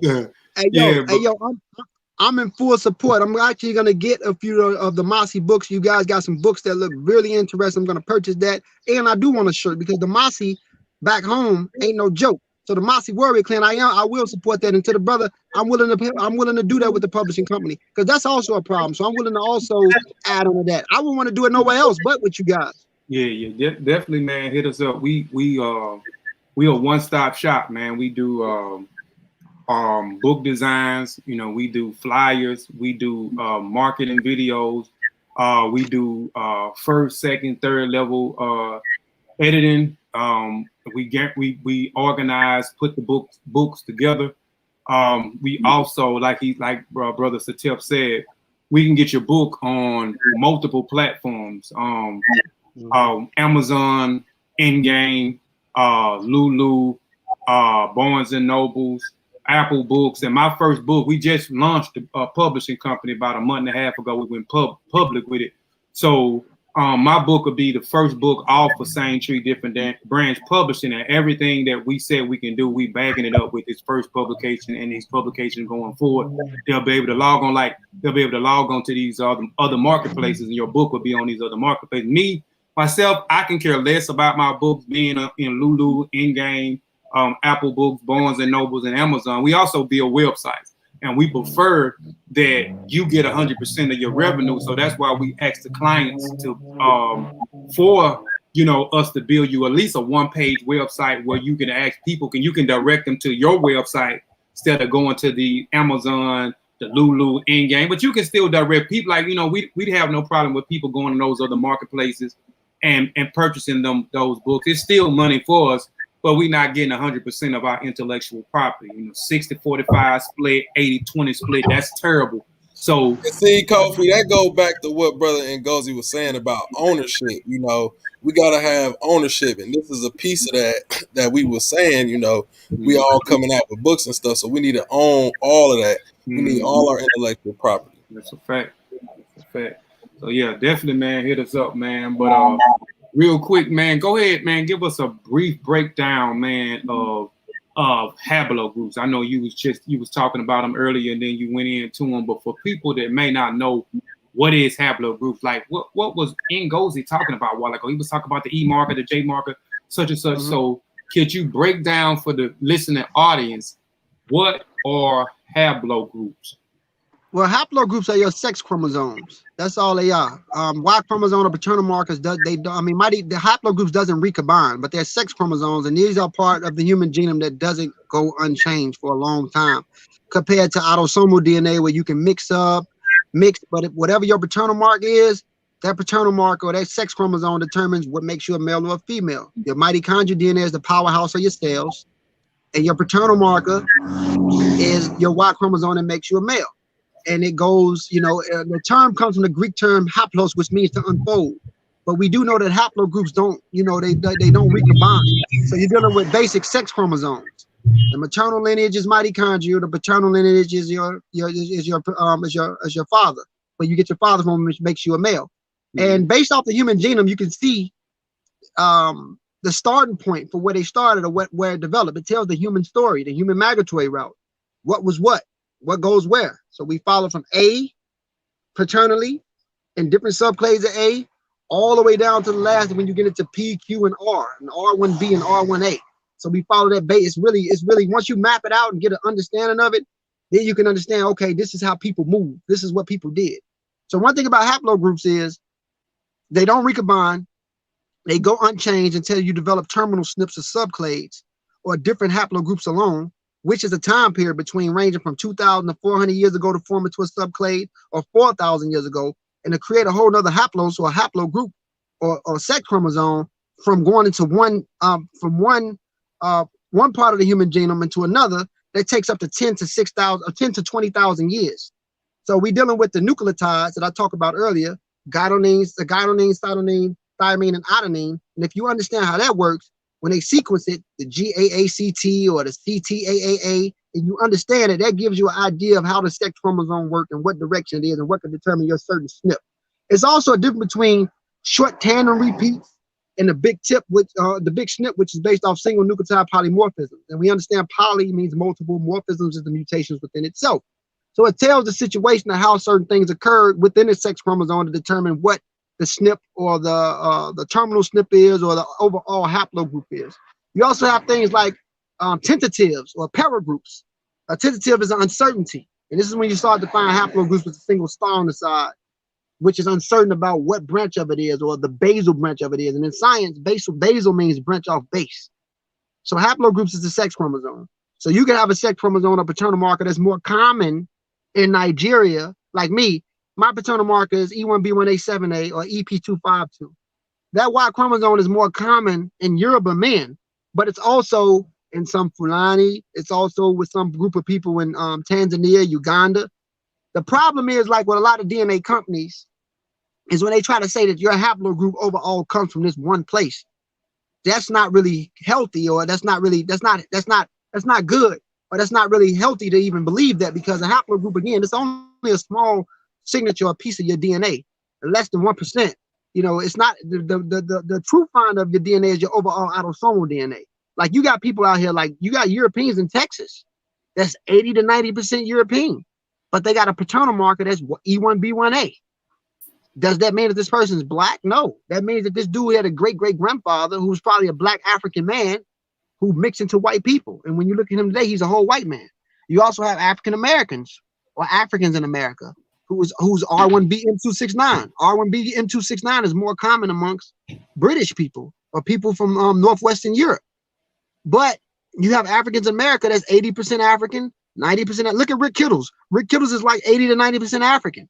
But his paternal marker is R1B-M269. Will we say that he's a European? No, he's an African. So again, haplogroups is a small piece of your DNA. It doesn't make up who you are overall, autosomally.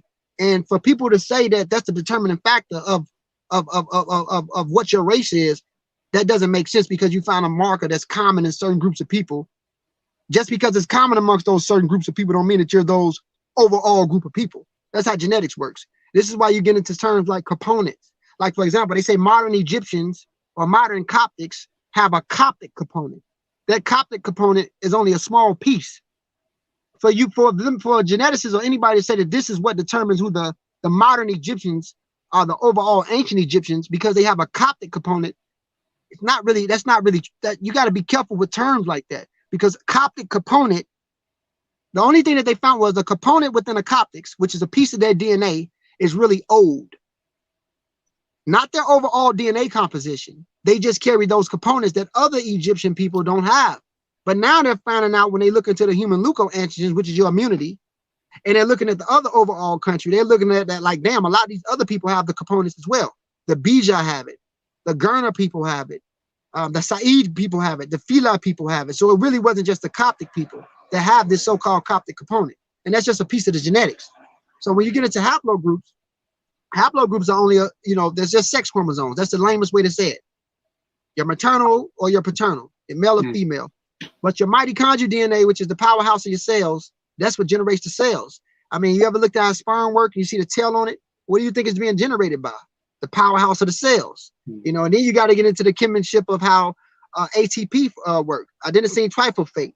It's a reason why the generator of the cells function the way it functions. That's why the mitochondria, not to take away from the paternal DNA, but the mitochondria is so important, because you can actually, it's more stabilized than paternal lineages.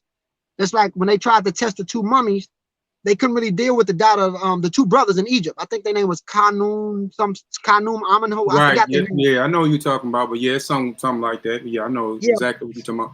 So the mitochondrial DNA, which is the powerhouse, it was more easy to sequence because it's more stable, but that paternal marker, they couldn't do it.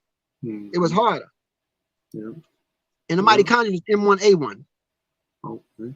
Yeah, we're gonna finna get ready to end. I wanted the links. So I'm gonna put it in here. I put it in there. We're gonna give him about 5 minutes because we got to hurry up and end the show in a minute, because Ben, he has a show not too long after us. He's interviewing a guy. But real quick too, Ngozi, we this, just throw it out there. The books that you've seen are me and Sean is a member of the Mossy Warrior clan, and like we mentioned the Amon-Ra squad. Every group is an extension. Like Team O.S.I.R.I.S is an extension off of Amon-Ra squad. Mossy Warrior clan is an extension off of Amon-Ra squad. Kofi Piesie is an extension off of the Amon-Ra squad. You know, going down the line. So those books that you see, you will see Mossy Warrior clan presents is because me and Sean is a member, but the Kofi Piesie Research Team as a collective wrote the book. So you said Mossy, and they were saying in the chat, you know, it's the Kofi Piesie Research Team. So Mossy Warrior Clan presents those volumes that we got out, but they was all written by Kofi Piesie Research Team, and we do have Brother Unc, who's on the first volume, who's also a part of the Mossy Warrior Clan. We have Brother Ben, who's on volume 1, was also a part of the Mossy Warrior Clan. And each edition that we put out, like Nahisi is in volume 2, he's a part of the Mossy Warrior Clan as well as the Amon-Ra squad. And volume 3, I don't think we had anybody. I was trying to give Brother Fortune, but for some reason Fortune told me what was going on. I ain't gonna put Brother Fortune on the spot. So it's not my child, not my child no more. But go ahead. You got 15 minutes, man. We're gonna have to end the show because Ben, he has a show today where he's interviewing, I think the brother name is Omo Wale at 6 o'clock. So but go ahead, man. We've been talking about you today too, brother. Just to let you know, we've been going in on you, man. But we've been going in on you in a good way, brother. In a good way. Hey, I can tell you what's up. What's up, brothers? How y'all doing, man? Peace and love, big bro. Peace, love, big bro. What's up, Hey. Peace. All I'm saying is, it's a beautiful thing, yo. They never gonna beat us, yo. You know what I'm saying? They never gonna beat us, man. As long as the bind that hold us together, man, is stronger than the forces that pull us apart, man. You know, we do a good thing for the community, man. And you know, everybody do it a little different ways, man. We have our ups and downs because we humans, man. And humans get into it and get out of it and figure it out. But it's just essential for us to keep our foot on their goddamn heads. Excuse my language. It's important to give them no slack, right? And I know everybody got their way of doing it. And I respect that. But they always trying to get us. I'm going to let y'all know. They always trying to kill those who practice science and those who don't believe the way they believe. All right? Y'all just got to know that they trick you. They fake us out. They do the whole 9 yards, man. Like it's not fashionable not to believe the way Africans in America was forced to believe, right? So if you're not believing that way, it's something wrong with them. They don't see the creator like that. So what I would like to say is, for the Africans in the chat room, African Americans, right? Who can take an ancient tour of the cosmos? I want to kind of talk about that for a minute. There's only one way to take an ancient tour of the cosmos. Can you take an ancient tour through pseudoscience? Can you take an ancient tour because you're an astronaut, cosmologist, pseudo, whatever the hell you want to call yourself? Does that make it possible for you? Can the crystals help you take an ancient tour through the cosmos? I can tell you what can help you take an ancient tour through the cosmos. You can go to Napata, play, and these early Africans in Nubia was taking an ancient tour by charting out stars, astronomy. So when you study science, right, you study astronomy and physics, right? When you look at that Hubble telescope, you're actually taking an ancient tour of the cosmos, man. So don't let them trick you, man. Everything that you can find out to know, we figured this out through science. And we know what the roots of science is. We know what the roots of the scientific method is. And we know what the roots of the science period is. It's in Africa. So for all y'all Negro pens talking about who y'all think the Egyptians is and who y'all think the Egyptians was, your man Chief X chickened out. He been talking that yakety yak, who these people is, who they not, a debate. So I called him out. And do you think he showed up today? Nope. They make 100 videos talking about the brand, talking about this person, that person. Like, I'm saying, leave me out the conversation, man. Because we do this shit for real. So if you want to know about human beings, we're going to use biology. So we're going to put the DNA, right, of those who own the Nile Valley. All right? We're going to go to the areas where we know these people came from because we study geology. We're going to go deep into the Sahara. So all that talk that these fools been talking about, check this out, man. I took a whole month off. That's why I've been going live, right? And I got the pieces for the family. We're going to figure out who really was in the valley and who really wasn't. Y'all remember I've been doing really actually, you know what I'm saying? We've been kind of doing this research for about 15 years. And it just culminates in the Nile Valley. So I'm going to put that piece together. I'm going to figure out, I'm going to do it on a couple spots. And I'm just letting y'all know those who ran their mouth the most chickened the hell out. Yeah, we got hell of a research teams around here, man. And I just like to give everybody shout out to all the young brothers and sisters, man. Shout out to the 35-year-olds. Ngozi. Shout out to everybody. Hey, Ngozi, I'm gonna be on where I'm gonna be at on whatchamacallit joint, right? Wednesday, right? Yes, you'll be on Killer Pre-Show Wednesday. Brother Uncle Cat will be explaining evolution, going into the vaccinations, going into it all. You know, he's going to be getting it in. So, yeah, Brother Uncle Cat will be on Killer Pre-Show this Wednesday. So the world needs to hear that and know that. Yeah, we're going to be on there, man, spreading that real thing, man. You know, what time? What time? What time? It's about 6, 7, something like that. I think it's 7 o'clock, 7 p.m. All right. Yeah. Because, hey, Uncle Cat. Did you see what they tried to do with me, bro? They recorded me yesterday when they was asking me it was Hebrews recording me. I had a nice conversation with one of the brothers. And he tried to record me talking about those markers and who the people of the Nile was.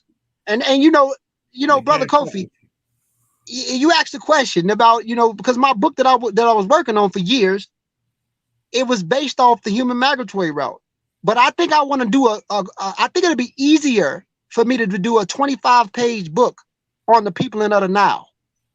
I think that'd be good. Yeah. 25 pages. Oh, yeah.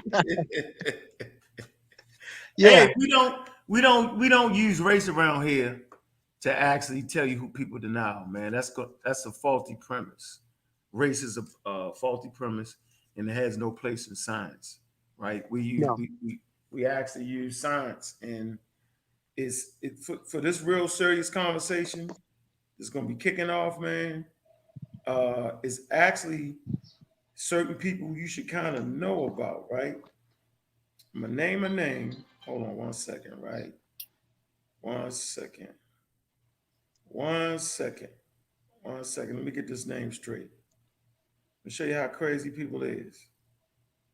So I'm going to tell y'all this right now. Let me get the person's name right, man. It's hard for me to remember these Europeans' name, man. Capolian. Stefan. Yeah. Stefan Capolian. All right. If you don't know who Stefan Capolian is, you don't want to have a conversation with me. You just probably want to sit on the sidelines and kind of chill, right? This man's work for the last 45 years, he's done the work in the Sahara. He's a geologist, all right? And so he's kind of the one that kind of beat back a portion of the theory that talks about the tilt wobble of the earth and how the Green Sahara came about and how it makes these switches. He kind of beat that back and was talking about how parts of that just not right. Once you start getting into looking at the people, actually getting into the desert, right? So actually the people that came up with the tilt wobble and all that, they never stepped foot in the desert. But this dude been in the desert for 45 years. Is an incredible story. And what I would like to say is, man, for all y'all who claim we ain't gonna listen to the white boys, how many African Americans do you know, or Africans that you know, is willing to walk from the human migratory route out of Ethiopia over to Arabia, up to the Sinai Peninsula, all the way around through India, all the way down across the Bering Strait, down North America, down to South America? That's what the white boys is doing. It's going to take them 7 years. 7 years to do it. Y'all should really check into that, right? And if you're not willing to do that, then get out the conversation of science. Get out the conversation of what you think something should be, what it ain't be. I don't want to hear about the ancestors did this and the ancestors did that. You have allowed people who you do not deal with tell your ancestral story for you because you refuse to use science, man. And it's a damn shame that we got to use Europeans who take the time 45 years out of their life in the Sahara to identify your own family. It's a damn shame. All right. So I'm hopefully we are actually motivating people with the teams, with the Kofi Piesie team. All right. With the O.S.I.R.I.S squad, with the pseudo killers, with the Mossy Clan warriors. All right. TEAM O.S.I.R.I.S. Hopefully we motivating that next generation that will get these jobs and become geologists, archaeologists, paleontologists, study of dinosaur bones, right? Evolutionary scientists. Hopefully we will motivate this next generation to do that. Because I know that's why I did this. I did this to make sure that we would send generations, just motivate generations from brothers and sisters from places where I came from, where Fortune came from, where Ngozi came from, where Sean came from, where Sutek came from, where Kofi came from, where Ben came from. I tell you quick, that nigga missed meals. Yeah, I ain't never missed no damn meal. Let me tell you, miss meals. You know what I'm saying? Like to motivate those brothers and sisters, man, those young children, man, to really learn their story, man. And I just want to finish with this. The only way you're gonna learn your story, man, is to use science, man. Even when you critiquing African texts, man, you got to use linguistics. And I don't know how y'all let certain people tell you who was in the Nile. Look at the damn. Look, all you gotta do is look at the damn. Look at the map, man. The map will tell you what kind of language they speaking, man. So let's use. Do we want to use No, let's use. How about Eric? Use Eric. Hey, your uncle, while you going in, I also wanted to give a shout out to my brother Ben too. I thought he would have been on here because I know he must. But shout out to brother Ben. He got a show at that's why we finna get off in a minute. He coming right behind us interviewing a cat at 6 o'clock. Okay. Omo Wally, I think that's his name. But yeah, tune in to the Mossy, and I think he's gonna be streaming from his channel, the Black Panther channel as well. So he's gonna be streaming from 2 channels. Shout out to my big bro. Yeah, shout out to Big Ben. We stay functioning proper, yo. Yeah. We stay functioning. Hold on, let me show y'all this real quick. And how the conversation just died with the language. Like what kind of language do the Egyptians speak though? Christopher Everett said it was Afro-Asiatic, a stratum of it. If we use his little term. You know? Yeah, I'm holding a book right now where Eric can add. Matter of fact, it's a couple people. It's actually a few people. You know how they do it, just like when they Roger Blanch. Yep, Brunel. All right, who else we got? Stronoff. But they all say it's starting in Africa. And I want to kind of hold on. Just give me 1 second. 1 second. Hold on. Wait a minute. Thought I had it up already. One quick, and I'm gonna show y'all something. And the conversation at this point is really over with. And we just need to stop following racism, white supremacy to tell you how a person's supposed to look. So if you ain't got big lips and nappy hair, then you ain't African. That ain't making no sense. That's racist. That's racist. That's racist. They don't understand humans spend more time in Africa. Africans have the most diverse, when it comes to the human genome, Africans are the most diverse, just not based off us spending more time on a continent, but even from some people back migrating in. And even if you back migrate in, you have adjustments, you have adaptations when it only becomes distinct and aboriginal to a specific zone. You get what I'm saying? So people don't understand that. Human beings or Homo sapiens spent more time in Africa than outside of Africa. And let's be honest, Homo sapien is a hybrid species. He picked up different components from breeding with other archaic hominids before even forming into Homo sapien in Africa, before leaking out, mingling with Neanderthals who also descend from Africa. Because the Neanderthal descend from something called Homo heidelbergensis. Homo heidelbergensis developed where? In Africa. He just developed into Neanderthal as they migrated to the Neanderthal Valley near where they found the fossils at first. They call them Neanderthal because they found that fossil or that form of humans in the Neanderthal Valley.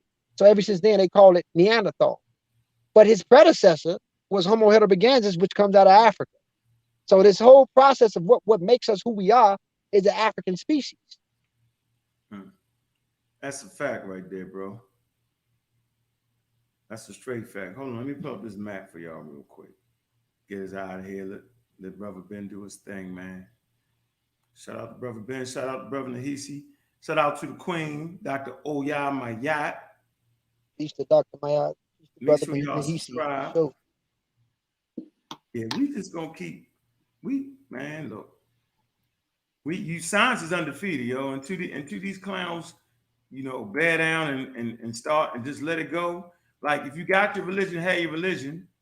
And I'm not trying to fight you over your daggone religion, man. You can believe how you want to believe. That's, you know what I'm saying? That's what humans do. They actually believe. We ain't bugging off that. Hold on one more second. Dang. Why this daggone map ain't popping up? Taking a little bit of time to hold on. Table contents, announcements.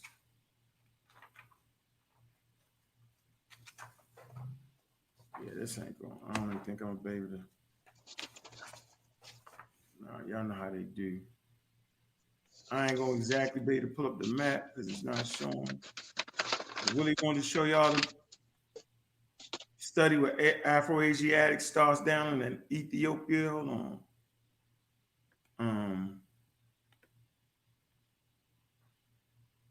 It developed in that Red Sea area around 16,000 years ago. Then it went up, and I think the proto-Omotic is the best example of proto-Afro-Asiatic speakers. The proto-Omotic are like the best examples. So they speak an older cluster of it before you get into Southern Cushitic and Northern Cushitic or Chadic and even Medunetta. Semitic is something that developed way later, and that developed in Levant from the Heritians that migrated over there, who was in kinship to those Natufians. So Semitic is like the last stratum, and the Arabs and Hebrews, that's an even later branch within that Semitic branch of the overall super Afro-Asiatic language family. But the roots of it starts from a language family that's very close to Omotic. So they like to say proto-Omotic. That's what Christopher Eric, that's how he termed it, proto-Omotic.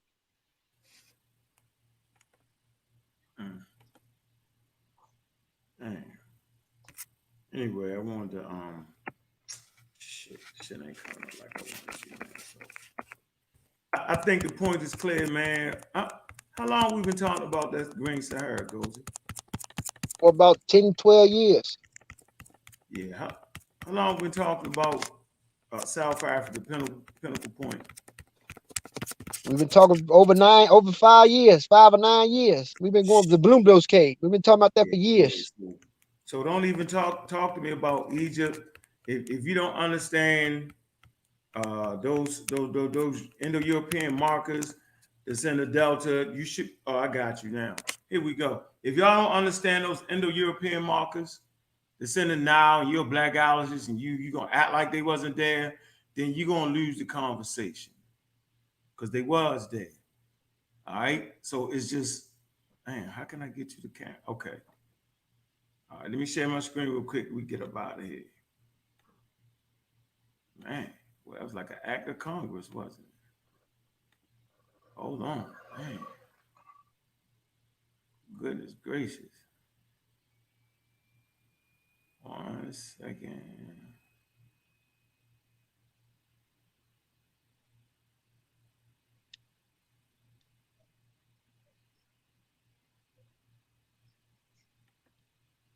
No.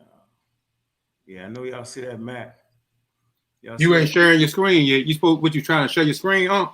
Yeah, I ain't sharing it yet. Yeah. Hold on. Let me add it to the screen. All right. Hold on. Y'all see that big ass water right there, yo? You got Lake Megachad, Libya, all that. That's just a little tester for y'all. right? What y'all need to stop doing is stop using the word sub-Saharan Africa. Yo, ain't no such thing. Let's get all that straight.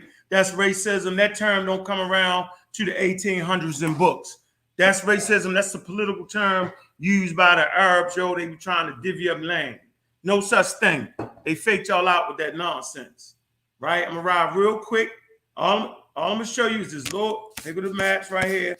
But you don't talk about Egypt and the Sahara. Hold on. Dang. All right, this is a map. It's kind of on the side, but it says this where y'all should start your study at. South Africa, then move up to this. Move up to the where is the pottery. It's called bone harpoons and wavy line pottery. Distribution of universal harpoons and wavy line pottery. Right? Y'all see the Nile River right there at the top. The map is slanted. Right? You can see the Red Sea and all that, but you see these harpoons and these wavy line potteries, right? The wavy line potteries go all the way down there to Lake Victoria and all the way up there to the Middle Nile. All right? So I'm trying to let y'all know right now, they call this a mega culture. All right? Where they use the same wares. Right? So in the Sahara, they use a lot of these wavy line pottery, and I'm identify the people that was using that. And we're going to identify all the markers. We got the markers. I know you didn't tell them about 100 times, but I got that shit actually on the daggone diagram where you actually get the markers, right? All right. And then you can come right here. They're trying to give you the origin of Afro-Asiatic in these different spots. All right. You just take a look at the map. Y'all come back and look at the video and watch these different scholars. Dokanoff, linguistic scholar, all right. Orel, all right. So that shit starting, no matter how you try to shape it and form it, it's starting in Africa and then branching its way out. Berber, Kush, Chadic, all right. That's Eric. Ngozi mentioned him. Blanche, I think you mentioned him. Look where he got it started at. All right. Bender. All right. And Burnell did this in 1980 where he had it at. All right. Then he revised it because that's what you do. As a scholar, you revised 2004. All right. And he got it right here. So you know, start with your pottery, know who that is, right? Know the markers that came back in. All right. Understand how you got markers that are exclusive to North Africa. Get rid of the word sub-Saharan African. That's a fraud. I say fraud you to death. I'm gonna show you how it's a fraud. The shit don't even pop up in books. There's certain tools you can use that will show you when a certain word pops up in the books. Why they start using it? Why they make us all? Why they do it? Yeah, they do it to keep you away from understanding their history. But I'm saying we got some fire over here. Y'all not gonna get around it. You're not gonna tell me that you gotta be jet black to be a damn African. And you ain't gonna tell me that if you like, you're not an African. I'm not listening. You got homegrown markers that make up North African population. Simple as that. And you got some outside markers. Simple as that. That had to go into the Sahara first. How about that? So don't talk to me about the people in Egypt until these people go into the Sahara and then gotta come back out again. Simple as that. But go ahead. I don't want to hold y'all up. I just want to give them a little test run to let them know I'm on all them pseudo heads just talking that nonsense about who they think, you know what I'm saying, following certain people. They won't even debate. When you gonna put that thing together, what you gonna do, like a show or a presentation or I was supposed to go to Soundletters, man. I'm just gonna go over there and cuss some people out today, maybe. But I'm gonna do it on y'all shit, man. I'm gonna do it. That's what I'm gonna do, man. I'm gonna do it on the Kofi. I'm gonna do it on the pseudo killers. I'm gonna show y'all how that shit really supposed to be done, yo. Oh, watch how thorough it's gonna be. You gotta talk about the Sahara and who in the Sahara. We got rock. Y'all know I've been studying rock art for years. I got the rock art.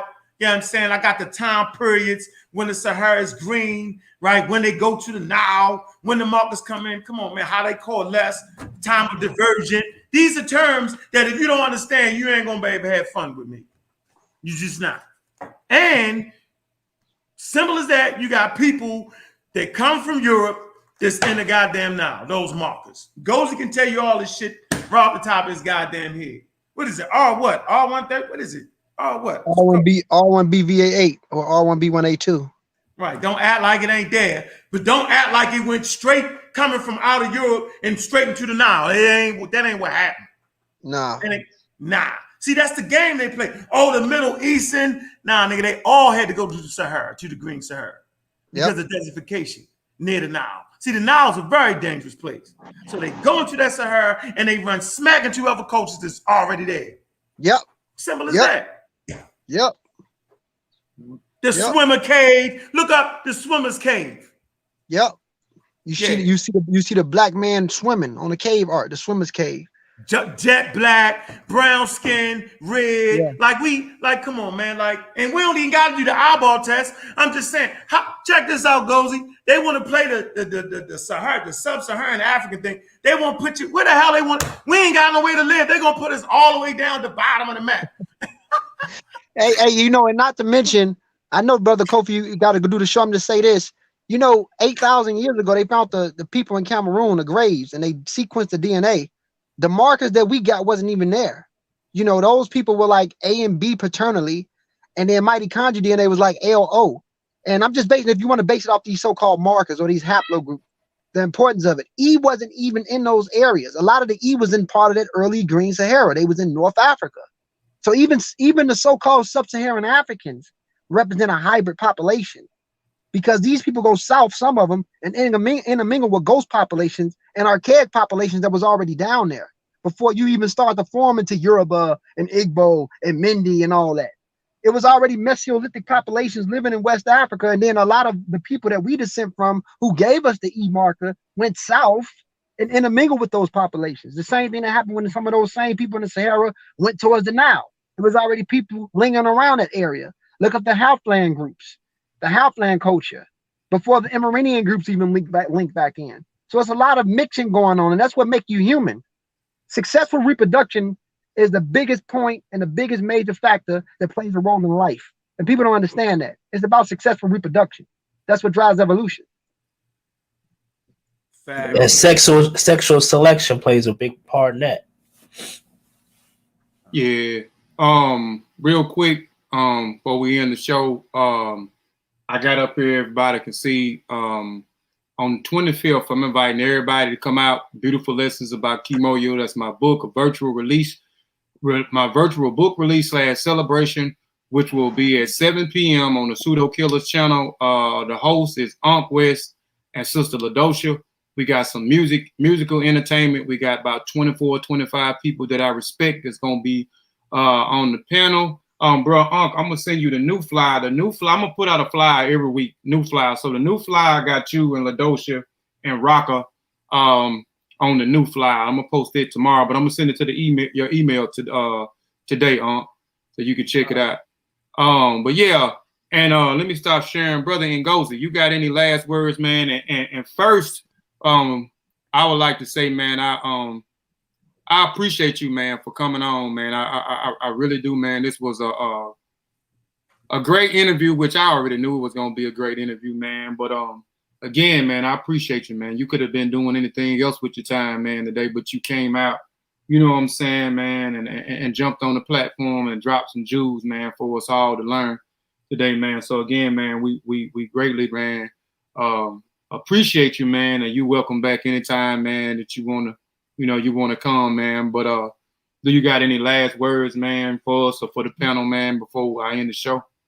Man, peace and love to the panel. Peace and love to the family. I thank you, brother Kofi, for allowing me to come on. I definitely had a good build. We all won. It's Amun-Ra squad up for life. Team O.S.I.R.I.S on the horizon, but Amun-Ra squad up for life. My big brother Unc, I shouted him out. I thank him. I just thank everybody, man, for the support that they give for one another. I mean, we got to support one another, but this is the team. This is the A side. This is the family. You know what I'm saying? This is that OTF, as Lil Durk be saying when he say only the family. This us. You feel me? So that's just what it is. We stand for the same thing, bro. We stand for the same thing. This is the A team that people want to be a part of, and we winning. We up there. So that, I mean, I just want to thank you for allowing me to come on, King. Peace and love. All right. Appreciate you hopping on too, bro. Man, it's always good, man, to see big bro. I'm gonna stop calling you my big bro. Like, you already know how I feel about you, bro. You know I love you to death, man. You like my, I'm gonna start calling you Uncle Unc, man. You like my uncle, bro. Big Unc. Big Unc. So shout out to my uncle, man. Hey, man, it's all good, man. It's about bringing information, man. And we got some spies in the chat room. Spies in the chat room. Make sure you look up the Dietary culture. K-I-F-F-I-A-N culture. From 8,000 BCE to 6,000 BCE. The Kefians. That's right. Yeah, look that up and see where they at and see what kind of pottery they got buried in their grave sites around the mega lakes. Come holler at me when y'all get up to the level, yo, because we right there. All right. Man, I could give them a hold. No, I ain't gonna hold back. I'm gonna hold back. Right. We gotta let Ben rock that we hugging up. I don't want to hog up. Yeah. But I said ETM Hotep in the beginning. That means bring forth peace. So at the end of the show, it's only right for me to say Shemim Hotep. Shemim Hotep just means to depart in peace. I want to say peace in Black African power. Appreciate everybody that tuned in. We'll see y'all when we see y'all, and we